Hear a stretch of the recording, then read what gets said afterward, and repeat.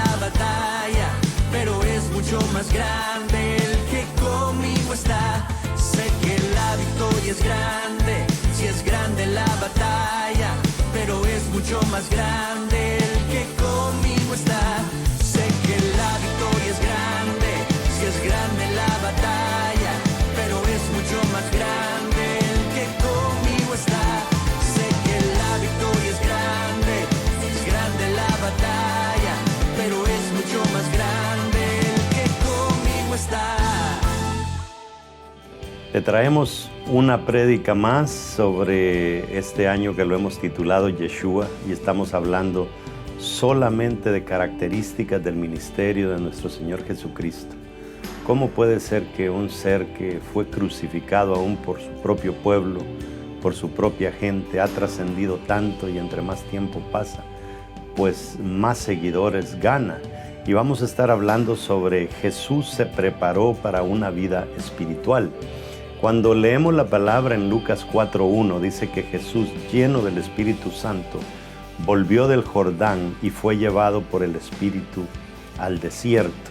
Interesante que hoy en día el tema de ser una persona espiritual está muy de moda y siempre ha estado de moda, pero como que no lo entendemos bien. Vemos de que dice que Jesús, lleno del Espíritu Santo, no fue a saltar ni fue a hablar lenguas a un lugar, sino que dice que fue al desierto. ¿Y a qué fue al desierto? A ser preparado. Porque Jesús entendía que la parte más espiritual de un ser humano es decidirse a vivir para ayudar a otros. Y hay algo bien interesante. Cada vez que uno pues hace el intento de trabajar con la gente, nos vamos a dar cuenta de un detalle bien interesante. En una congregación siempre vamos a tener personas necias, siempre vamos a tener personas que dan problemas. Y cuando una persona es carnal y una persona es espiritual, hay dos maneras de tratar a esta gente. Ejemplo, si hay una persona necia en una congregación y lo juzgo, si veo su necedad, lo juzgo. Si lo juzgo, lo alejo. Y si lo alejo, no lo puedo influenciar o no puedo influenciar en esa persona. Ya lo perdí. Jesús tenía otro acercamiento. Lo sirvo. Si veo su necedad, o sea, su necesidad, lo sirvo. Si lo sirvo, lo acerco. Y si lo acerco, puedo influenciar en su vida. ¿Qué diferencia? Y esa es la gran diferencia entre una persona que es espiritual y una persona que es carnal. Cómo aborda las situaciones en su día a día, en su servicio al Señor. Yo sé que esta prédica te va a bendecir muchísimo.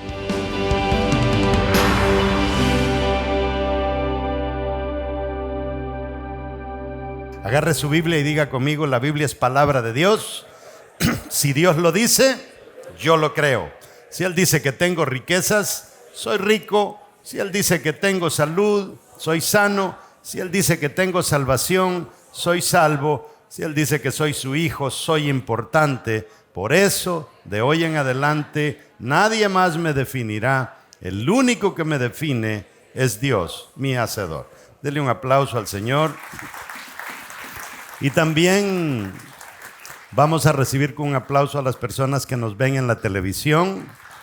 Llegamos a más de 100 países en toda Latinoamérica. También a las personas que nos ven en las redes sociales, YouTube, Facebook, estamos llegando. Este mensaje es escuchado por unas 6,000 personas en el transcurso de la semana. Así es de que son parte de la iglesia. Vamos a entrar a lo que va a ser el tema de hoy. Quédeseme paradito ahí en lo que leemos la palabra. Y ya cuando leamos la palabra, pues entonces usted se pone cómodo y yo emprendo mi viaje a predicarle. Quiero que vaya conmigo al libro de Lucas capítulo 4, versículo 1. Le ponga mucha atención. Medite sobre el título de la prédica. Se llama Jesús se preparó para una vida espiritual. Nosotros creemos que ser espiritual es andar una Biblia debajo del brazo y hacer ese montón de rituales, y la verdad es que la espiritualidad no tiene nada que ver con eso. Vamos a ver qué Jesús nos enseña sobre la verdadera espiritualidad, y quiero que comencemos leyendo Lucas capítulo 4, verso 1. Dice: Jesús, lleno del Espíritu Santo. ¿Cómo estaba él? Lleno del Espíritu Santo. O sea, podemos decir que estaba en un alto nivel espiritual. Dice: volvió del Jordán y fue llevado por el Espíritu al desierto. Verso 16 del capítulo 5 dice: pero Jesús siempre buscaba un lugar para estar solo y orar. Hasta ahí vamos bien. Verso 52 de Lucas 2 dice: y Jesús crecía en sabiduría. Ahí ya va cambiando la cosa.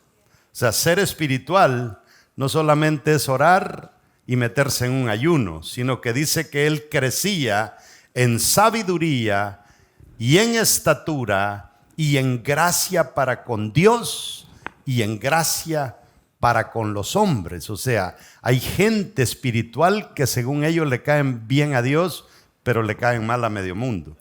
Ahora, segunda de Timoteo capítulo 2, verso 15. Tenemos a Pablo, quien aprendió a ser un hombre espiritual aprendiendo de Jesús. Y ahora Pablo, que ya está llegando al final de su carrera ministerial, quiere dejar un reemplazo, y el reemplazo se llama Timoteo. Y le dice estas palabras a Timoteo: procura con diligencia. Esto es parte de ser espiritual. Procura con diligencia presentarte a Dios aprobado, como obrero. O sea, un ser espiritual es un obrero de Dios. Trabaja para Dios, suda para Dios. Presentarte a Dios aprobado como obrero que no tiene de qué avergonzarse, que usa bien la palabra de verdad. Todas esas cosas son espirituales. Siéntese y vamos a arrancarnos en esto. Queremos decirles a todos ustedes y a todas las personas que nos escuchan en línea que este sábado vamos a tener la primera reunión para darle forma a lo que va a ser Vida Real en línea. En otras palabras, usted puede ser miembro de Vida Real en Rusia y no tiene que venir a la iglesia. Todo se lo vamos a llevar nosotros a usted. Vamos a darle todo el discipulado, lo vamos a mentorear y vamos a predicarle. La forma en que lo queremos hacer es que este mismo culto se va a abrir una pantalla donde se van a conectar hasta 1000 personas de diferentes países junto con nosotros acá, y en línea se va a estar llevando la prédica, sí, pero todos los anuncios de la casa se van a obviar, y lo que se van a poner son los anuncios de la iglesia en línea, donde va a participar gente de diferentes partes del mundo. Va a estar bien, pero bien bonito, porque hay miles de personas que iban a iglesias, pero las iglesias cerraron. Y hay miles de personas que todavía están por allá metidos en un lugar porque el gobierno, las autoridades no se lo permiten, y creo que nosotros, ya que Dios nos ha dado la inteligencia, vamos a llegar a ellos. Ok, quiero que vea una cosita. En el último texto que leímos, dice: procura presentarte a Dios aprobado. Cuando usted se va, usted sabe que el Antiguo Testamento se escribió en hebreo, con excepción de algunas partecitas que tienen palabras de otro idioma, pero el Nuevo Testamento se escribió en griego.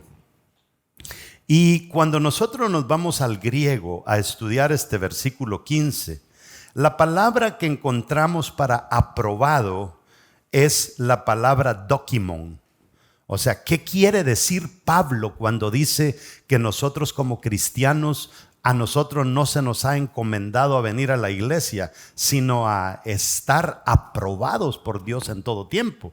Porque es bonito venir a la iglesia y a cumplir, y mi ofrenda me voy a chismear con la comadre. No, esto no para cuando usted sale de la puerta, esto continúa. Entonces la palabra dokimon es la que encontramos, y esta palabra se deriva de otra palabra que se llama dokimazo y quiere decir probado y aprobado. Probado y aprobado. No solamente la persona va a ser probada, sino que ¿para qué viene la prueba entonces? La prueba viene para ver si te aprueban o no te aprueban. Entonces, el deseo de Pablo era que cada vez que Dios iba a probar a alguien, lo encontrara aprobado. Póngase a pensar usted que le hacen un examen en la escuela y usted se sacó un 0. ¿Lo probaron? Sí lo probaron, pero desaprobó. Entonces, eso es lo que viene a decir la prueba cuando nosotros las pasamos. Entonces nosotros nos quejamos cuando viene una prueba porque pensamos, no, que el evangelio no se trata de esto. Claro que sí, porque es que lo que pasa es que el evangelio se trata de trabajo para Dios. Y para Dios darte un trabajo, encomendarte una tarea, primero tiene que estar seguro de que tú vas a poder con esa tarea. Es más, Dios no necesita probarnos para saber, Él ya lo sabe. Pero Él nos pasa por la prueba para que nosotros nos demos cuenta que todavía nos falta para llegar a donde Dios nos quiere llevar. Ahora, ¿qué significa vivir una vida espiritual? Tener una vida espiritual significa haber crecido o estar creciendo en la palabra, en oración. El objetivo es ser aprobado. ¿Para qué? Fíjese, soy probado para ser aprobado, para ser empoderado. O sea, Dios, el objetivo de Dios es darme poder, darme autoridad. Pero no me va a dar poder ni autoridad a no ser que yo sea aprobado. Y para ser aprobado, primero tengo que ser probado. ¿Está entendiendo? Le digo todo esto porque a veces a nosotros se nos olvidan las razones de por qué experimentamos algunas cosas. Número 1 en su bosquejo. 3 tipos de inteligencia, porque esto es importante. Si usted va a ser un ser espiritual, usted tiene que ser un ser inteligente. Y a veces nosotros nos topamos con palabras en la Biblia. Por ejemplo, tenemos un encuentro, ¿verdad? Vienen los muchachos más tarde y me topaba con 3 palabras que venía escuchando en una prédica de una persona que me edifica mucho. Y él hablaba de 3 palabras y decía que la palabra nos dice a nosotros que debemos de intentar adquirir conocimiento. Pero al mismo tiempo la palabra nos insta a obtener entendimiento. No solo conocimiento, sino también entendimiento. Y la palabra nos reta también a tener sabiduría. No solamente entonces conocimiento, sino también entendimiento y tener sabiduría. Conocimiento, diga conmigo, es información. Entendimiento es comprensión. Y sabiduría es aplicación. Entonces yo en este momento, a través de este mensaje, le estoy dando a usted conocimiento, que es información. Es su tarea de digerir lo que yo le estoy diciendo a través del entendimiento y comprender lo que le estoy diciendo. ¿Para qué usted lo quiere comprender? Para usar sabiduría, que es aplicar lo que se le está enseñando. Eso es ser espiritual. Una persona que verdaderamente entiende que la razón por la que está en la tierra es descubrir el propósito para servirle a Dios.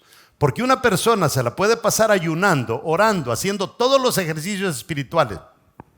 Y si pesa más en la balanza su trabajo, su empresa, sus cosas que las de Dios, no es una persona espiritual. Entonces, en la número 1 le dije que hay 3 tipos de inteligencia. Aquí en Estados Unidos se volvió muy, pero muy importante lo que es la inteligencia intelectual. O sea, mi capacidad pensante, a eso se le llama inteligencia intelectual. Y se conoce como el famoso IQ o Intellectual cociente intelectual traducido al español. Después vino alguien y dijo, no, pero es que no solamente hay inteligencia intelectual, también hay inteligencia emocional. Porque nosotros los hombres somos bien intelectuales, las mujeres son bien emocionales. Y a veces las mujeres con sus emociones toman decisiones que nosotros no las tomamos porque somos muy intelectuales y resulta que la mujer tenía razón. ¿Por qué? Porque son dos tipos de inteligencia totalmente distinta. Entonces, se calcula que aquí detrás de nuestra cabeza nosotros tenemos una glándula que se llama amígdala. Entonces la amígdala es la que nos ayuda con esta inteligencia emocional. La gente que comenzó a proponer la inteligencia emocional cuentan de que en un río de París a una señora se le cayó su niña al río, y cuando se le cayó la niña al río se tiró a rescatar a su niña y la rescató. El problema es que después se percató que ella no podía nadar. Entonces, ¿cómo es que alguien que tiene inteligencia intelectual, porque lo primero que hubiera dicho es no puedo, ayúdenme, no, pero ella se tiró?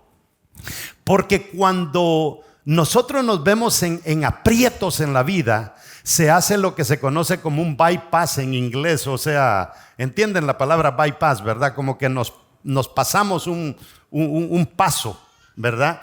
Y dejamos de pensar y nos lanzamos a actuar por el trabajo que hace esa pequeña cosita que se llama amígdala. Entonces resulta, porque póngase a pensar, ¿se ha dado cuenta usted que de repente usted está tranquilo y alguien lo sorprendió y usted, ¿verdad que sí?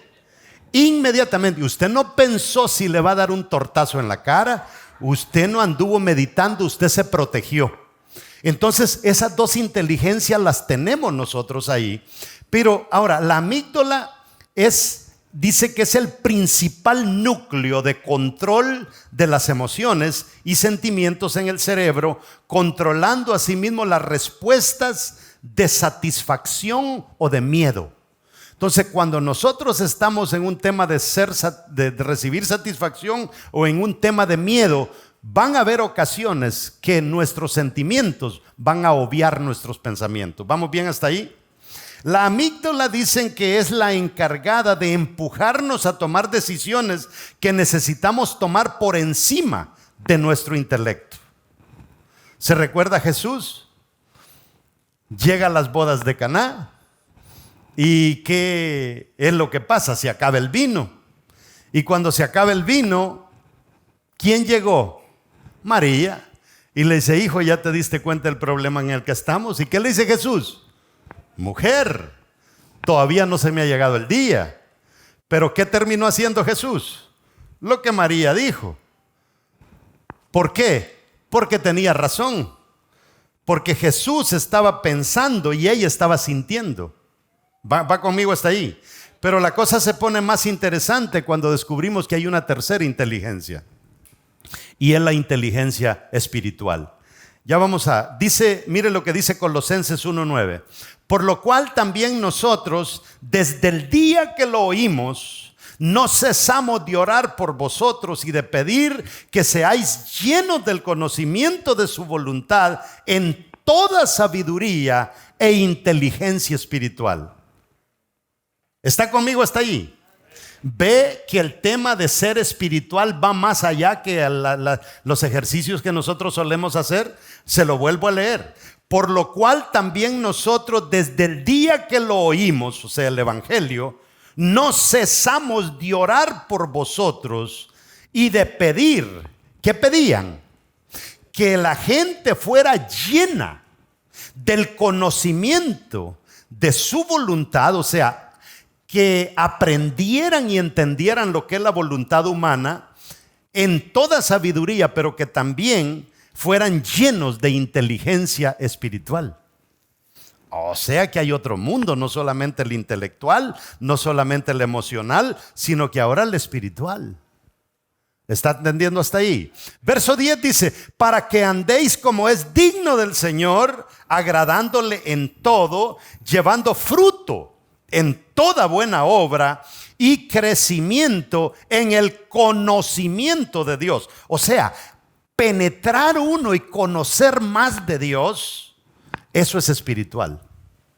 Entonces una persona que venga y me diga es que yo soy algo tarado para estudiar, no sea tarado. Usted tiene inteligencia espiritual, usted es un vago que no quiere estudiar. Pero es necesario. Dios nos dio esa capacidad. O dígame usted que usted no siente. ¿Verdad que sí sentimos? Porque tenemos esa capacidad. O dígame que usted no piensa. ¿Verdad que sí piensa? Entonces dígame que usted no tiene inteligencia espiritual, y sí la tenemos. Ahora, en lo espiritual, el cristiano siempre es reactivo. La mayoría de cristianos van a la iglesia porque mamá va a la iglesia. Van a la iglesia porque papá va a la iglesia. Se hacen cristianos porque vieron que el vecino se hizo cristiano y su vida le cambió. Somos muy reactivos, no somos proactivos. Ser proactivo quiere decir que yo hago cosas para el Señor no porque la hermana las está viendo, sino porque estudié y me doy cuenta que hay que hacerlas. Pero ¿sabe cómo somos nosotros de reactivos en vez de ser proactivos? Que cuando llegamos a una iglesia y encontramos un defecto en una persona, decimos, yo me voy de aquí. ¿Y qué vine a hacer yo con tanto diablo que hay metido aquí?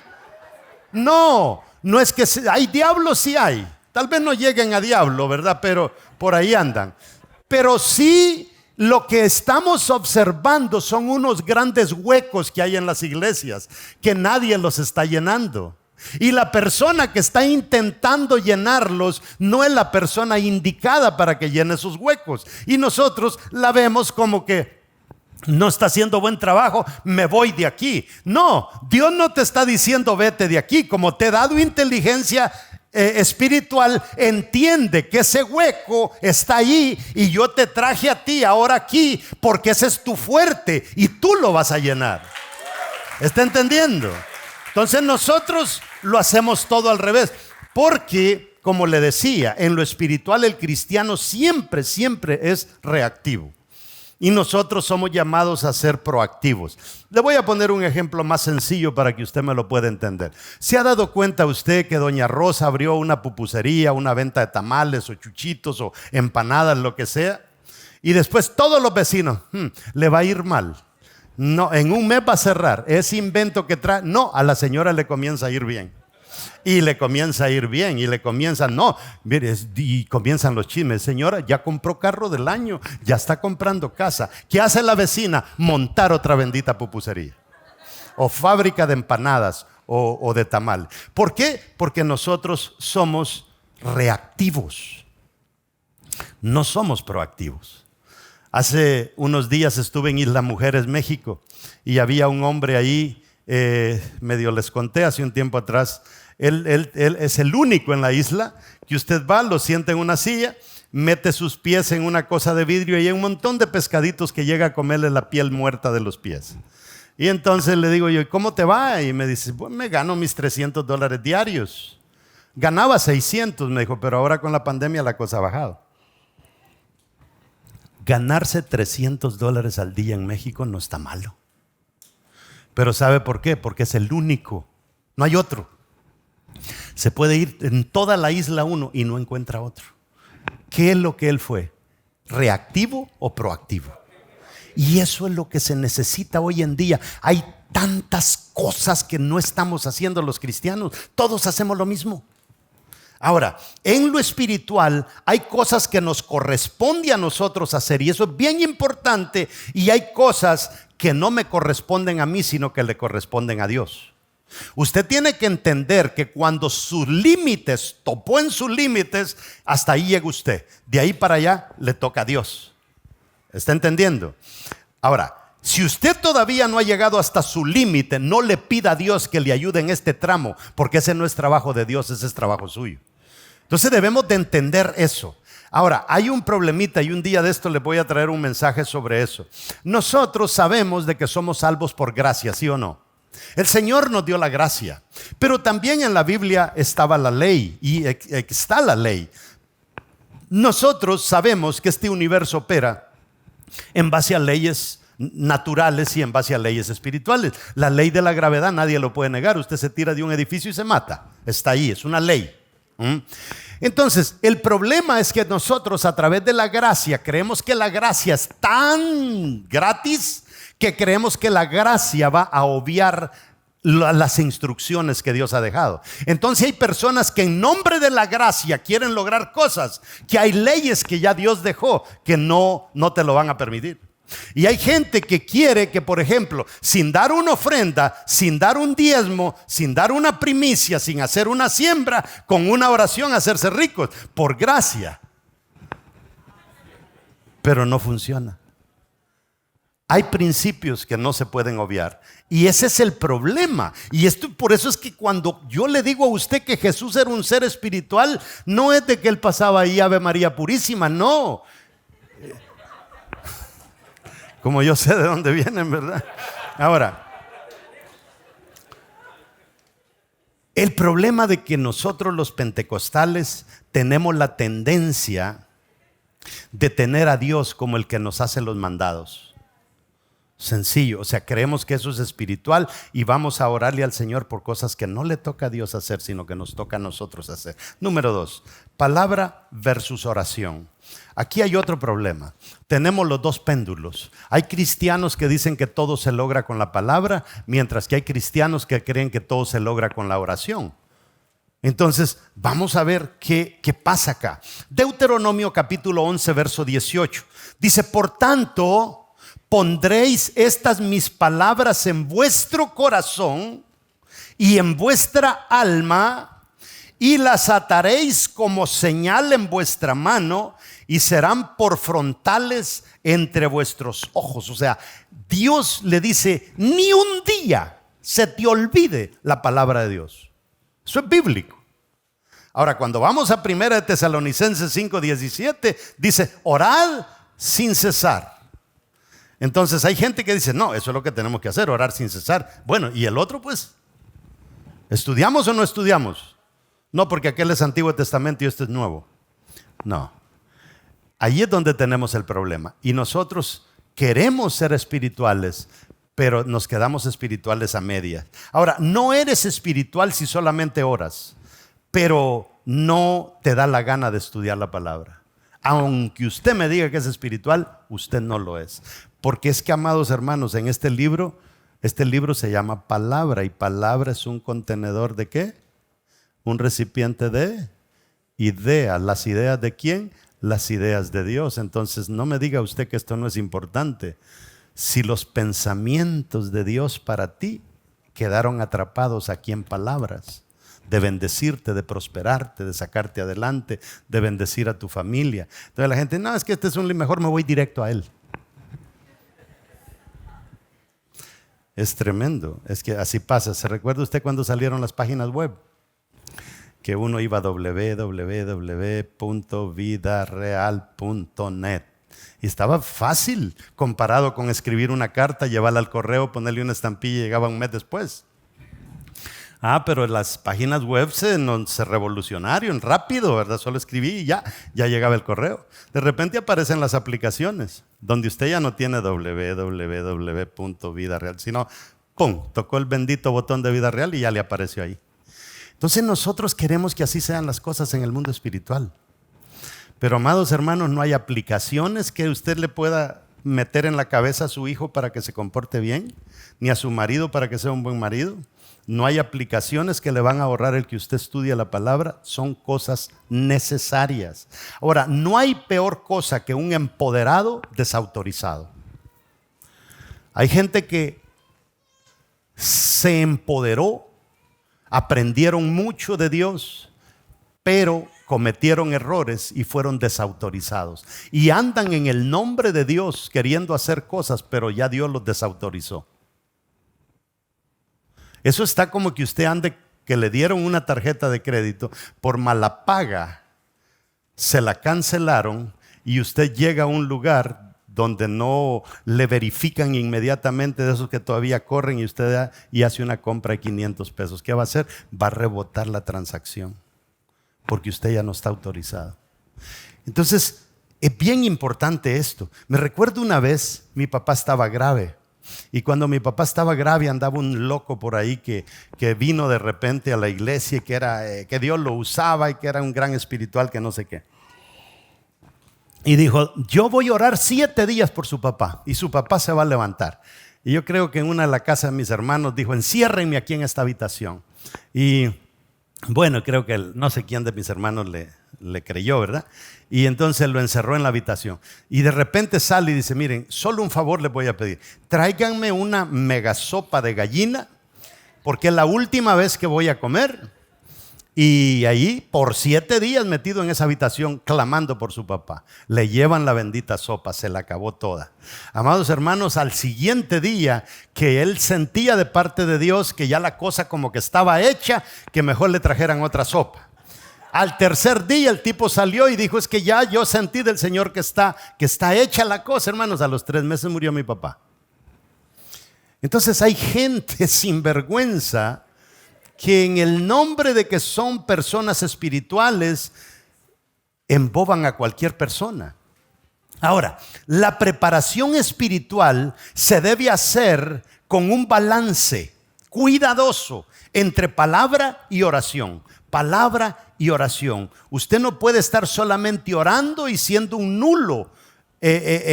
Para eso, palabra, ¿en qué te ayuda? ¿En qué inteligencia?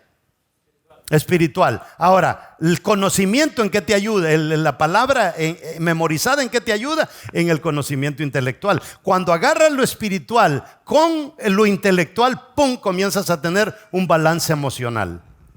Y haces las cosas como Dios dice que hay que hacerlas y no como tú crees que hay que hacerlas. Ahora, debemos entender que nos debemos equipar en cuanto a 3 cosas bien importantes. Nuestra seguridad.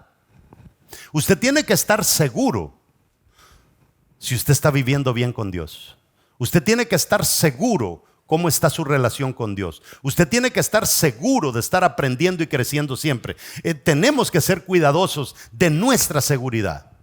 La segunda es protección espiritual. Si nosotros nos desautorizó o nos desautorizamos por practicar cosas que a Dios no le agradan, ya dejamos la puerta abierta para que Satanás entre y quedamos desprotegidos en el mundo espiritual. Y la tercera es la de aquellos que nos ha confiado. Ahora nosotros también tenemos que tener cuidado de no cometer errores, no solamente porque yo necesito una salud, ¿verdad? Y no solamente porque yo necesito una protección espiritual, sino porque tengo yo a mi esposa, tengo a mis 2 hijos, tengo a mi mamá, tengo a mis hermanos que me van a ver una mala conducta si yo la practico. Tengo a todos ustedes. ¿Qué dirían ustedes si un día yo caigo en pecado? Entonces es importante, eso es ser espiritual. Asegurarnos de tener esos balances en la vida. La autoridad de la palabra y el poder de la oración. Diga conmigo, la palabra me da autoridad y la oración me da poder. Ahora, allí le van a dar una gráfica bien interesante y aquí tenemos 4 tipos de cristianos. Tenemos el cristiano que tiene alta palabra pero baja oración. Muy bueno para estudiar, pero en oración no le gusta. Tenemos el otro cristiano que tiene baja oración y baja palabra. Este es una garrapata, ¿verdad? Que chupa la sangre de otro. Allá anda al lado el hermanito porque aquel sí tiene la unción. Allá anda al lado. No, es que Dios es poderoso. Pregúntele a mi amigo y ya va a ver. No. Y después tenemos el otro cristiano que tiene alta oración pero baja palabra. Y después tenemos al hermano que tiene alta palabra y alta oración. Esto es ser espiritual. Ser espiritual es estar en alta palabra y en alta oración.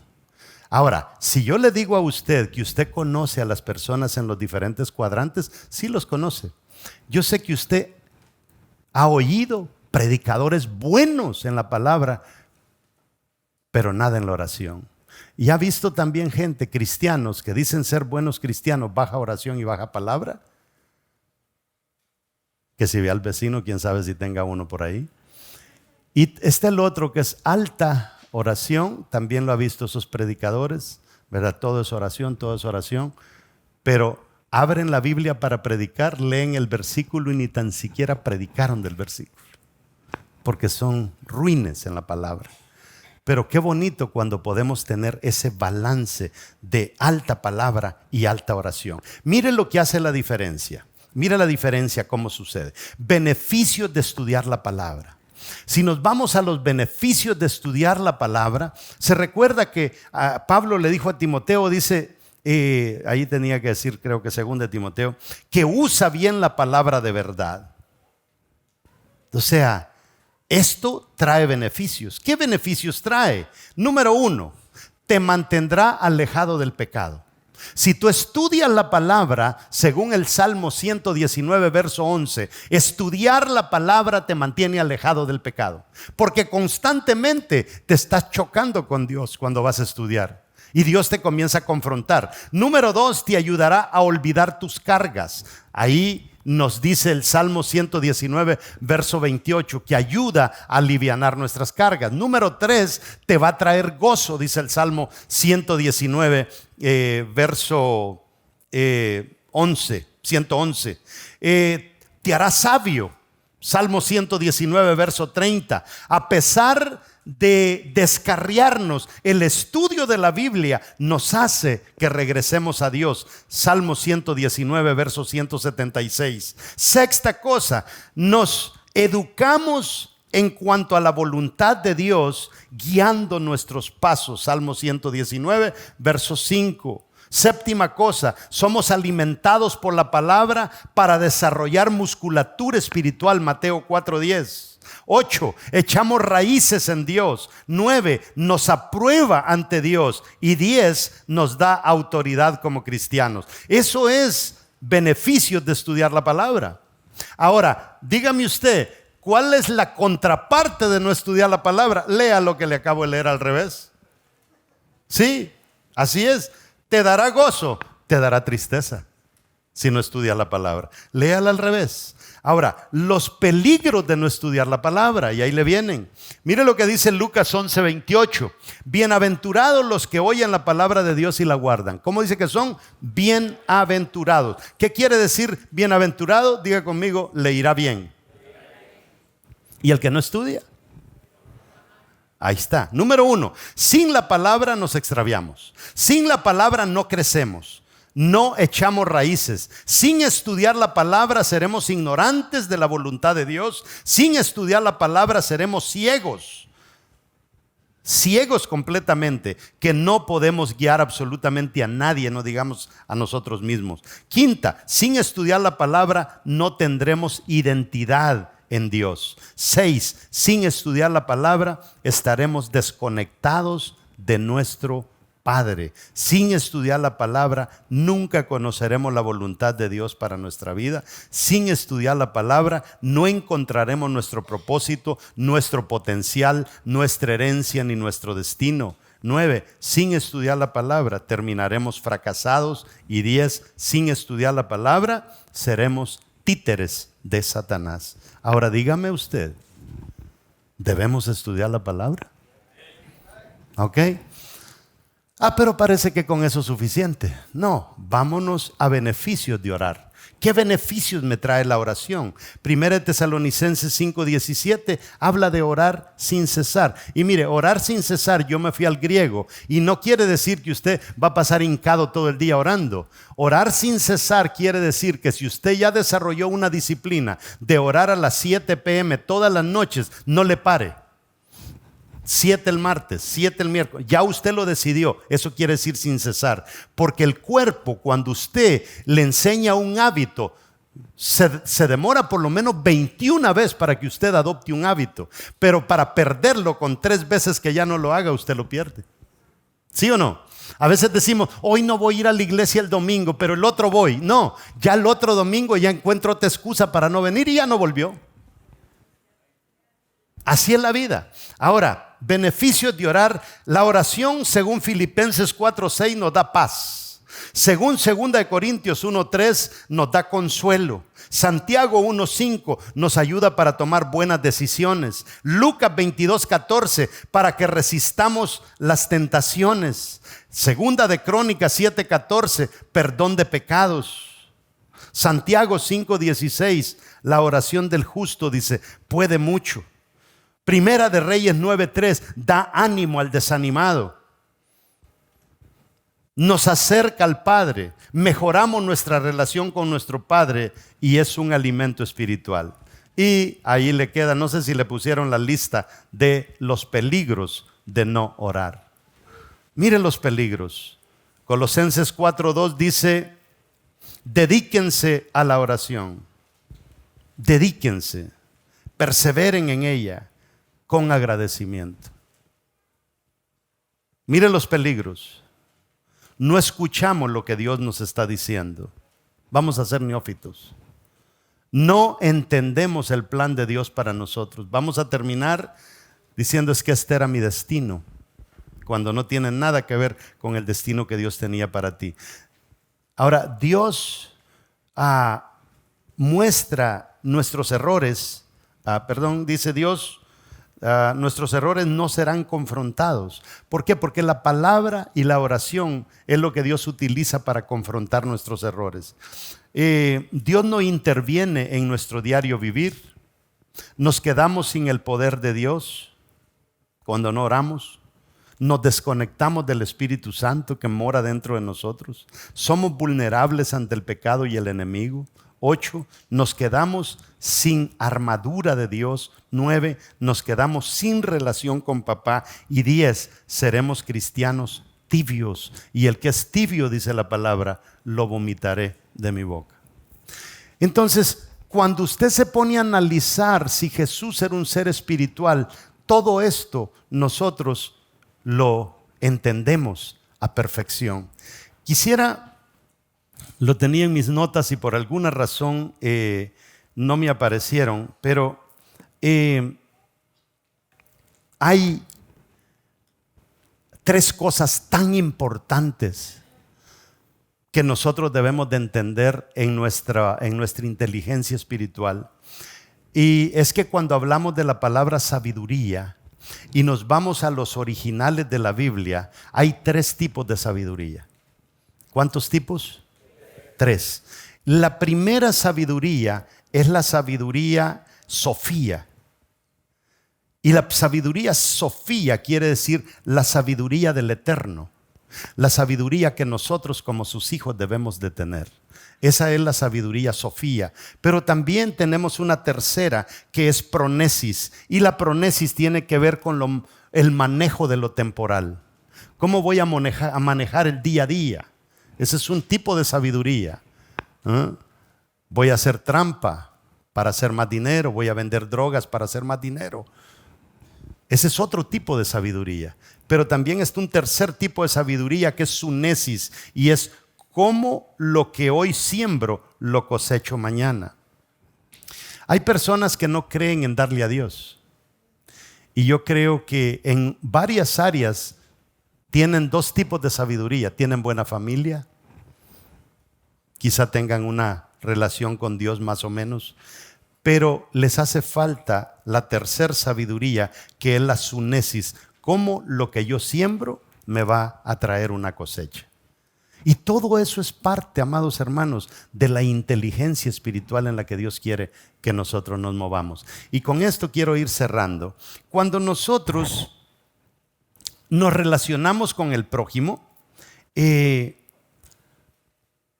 cuando vemos un defecto en una persona, y hay muchas personas que llenas de defectos y nosotros hasta los podemos catalogar de necios en la iglesia. Entonces, hay un necio en la iglesia y usted es un ser espiritual. Y a veces al necio nosotros lo confrontamos de una manera, pero vamos a ver más o menos cómo Jesús nos enseña a confrontar al necio. Mire, escuche bien esto. Cuando yo estoy confrontando un necio, si veo la necedad, lo juzgo. Si lo juzgo, lo alejo. Y si lo alejo, no lo voy a poder influenciar. Muchos de nosotros nos acercamos al necio de esa manera. Se lo vuelvo a repetir. Si veo su necedad, lo primero que hago es lo juzgo. Este es un necio. Si lo juzgo, ¿qué pasa? Lo alejo. Y si lo alejo, no lo puedo influenciar.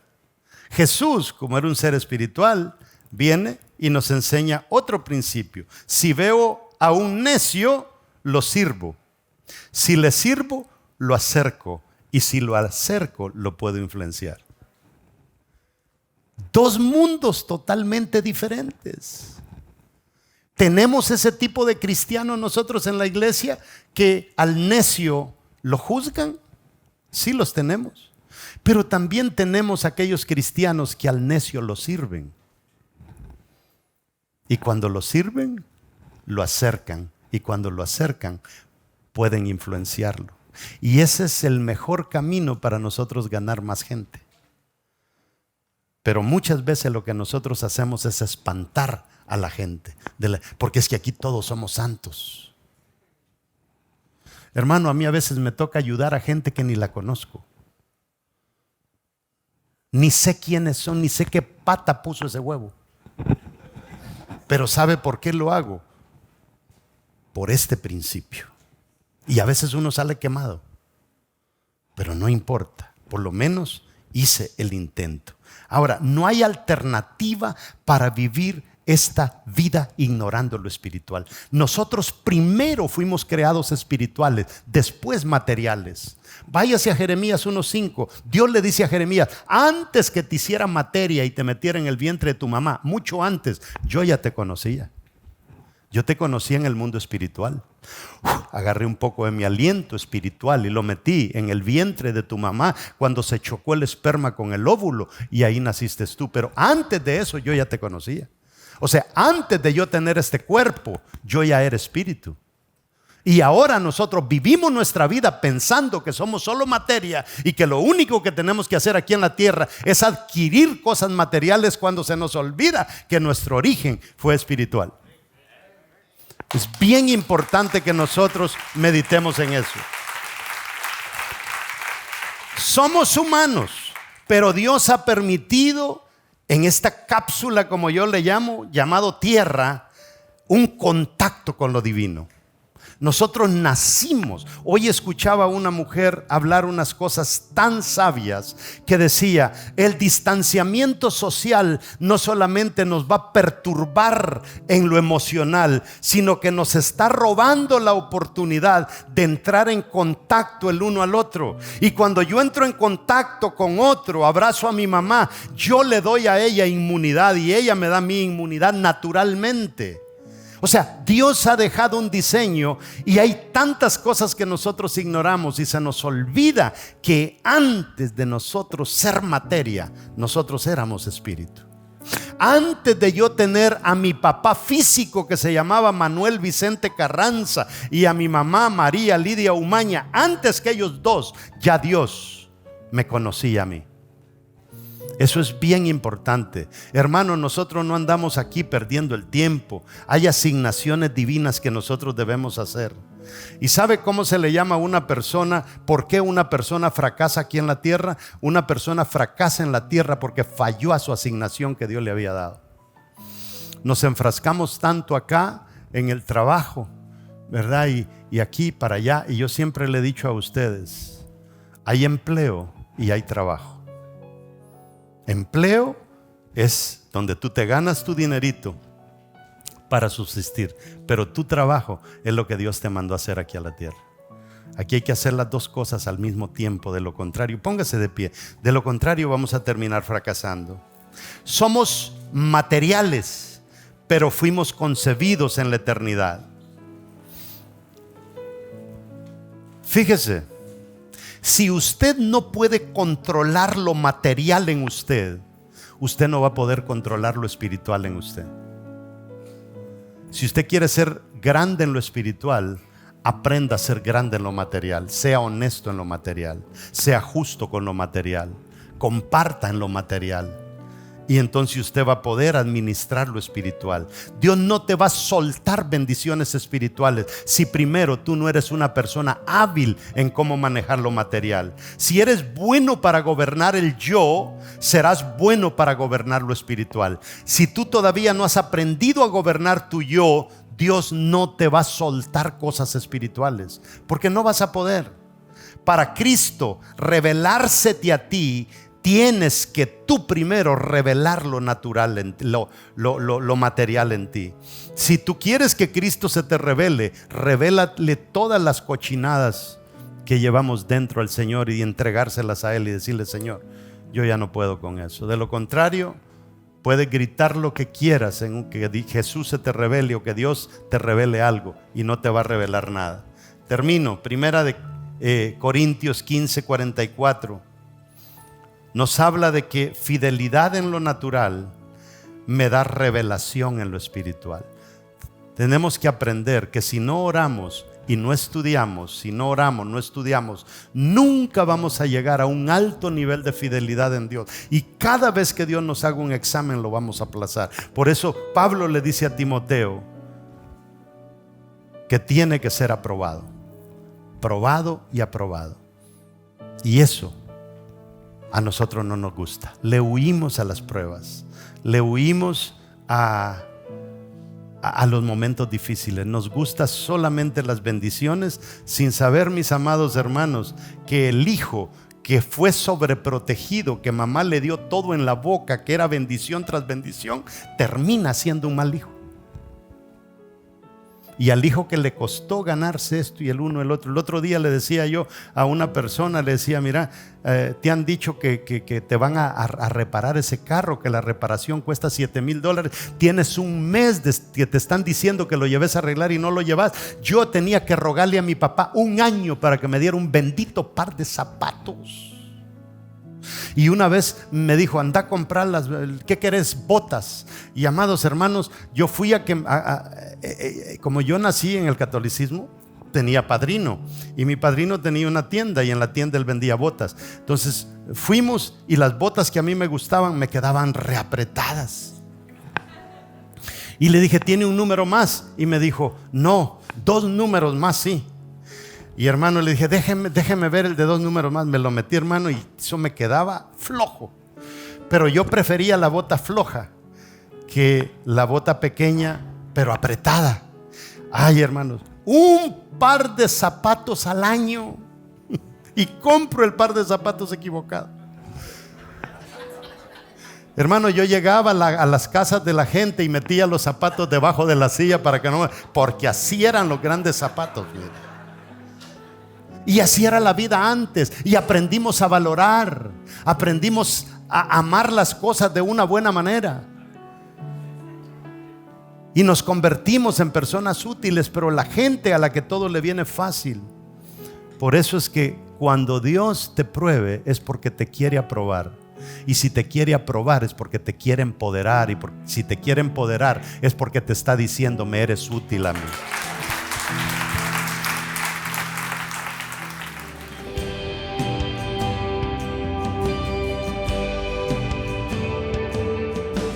Como habrás escuchado, hemos hablado de 2 cosas tan importantes en cuanto a uno ser espiritual, y estuvimos hablando de estudiar la palabra y de practicar la oración. Y es que una me da autoridad y la otra me da poder. Yo no puedo coger una sin coger la otra, porque entonces voy a ser un empoderado desautorizado o un autorizado desempoderado. Bien importante. Tenemos gente, como ya dijimos, gente muy alta en la palabra pero baja en la oración. Tenemos gente baja en la oración y baja en la palabra. Y tenemos gente alta en la oración, baja en la palabra. Y tenemos aquellos que son altos en la palabra y altos en la oración. Entonces son 4 grupos. La pregunta es: ¿a cuál de los 4 le hablé cuando tú escuchaste el mensaje? Y no importa en cuál de los 4 grupos estés. Lo importante es que lo que Dios desea es que nosotros seamos gente de alta oración y de alta palabra, porque no solamente salimos beneficiados nosotros, sino que vamos a ser más efectivos en el trabajo que hagamos para Él.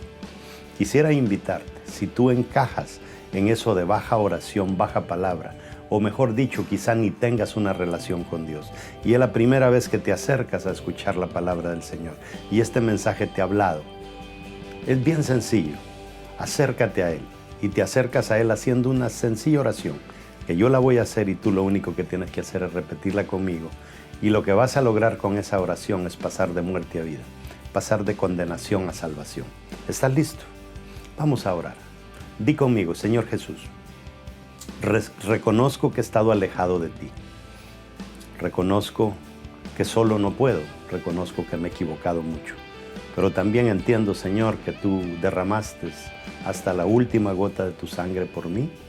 Y, Señor, estoy muy agradecido. Estoy tan agradecido al grado que hoy te entrego mi vida para que seas tú quien pueda gobernarla, Señor, porque solo no puedo. Y te doy gracias, Señor, por sacarme de esa lista de estar en una condena eterna y ofrecerme tu salvación. Gracias te doy por escribir mi nombre en el libro de la vida. Amén. Si tú hiciste esa oración, ponte en contacto con nosotros y vamos a ubicarte en una iglesia que sabemos que te va a ayudar a crecer. Y no te quedes, esto es simplemente un comienzo de un largo camino, pero entre más creces, como dijimos en toda esta predicación, más lejos vas a llegar en el propósito por el cual Dios te puso aquí en la tierra. Muchas bendiciones a cada uno de ustedes.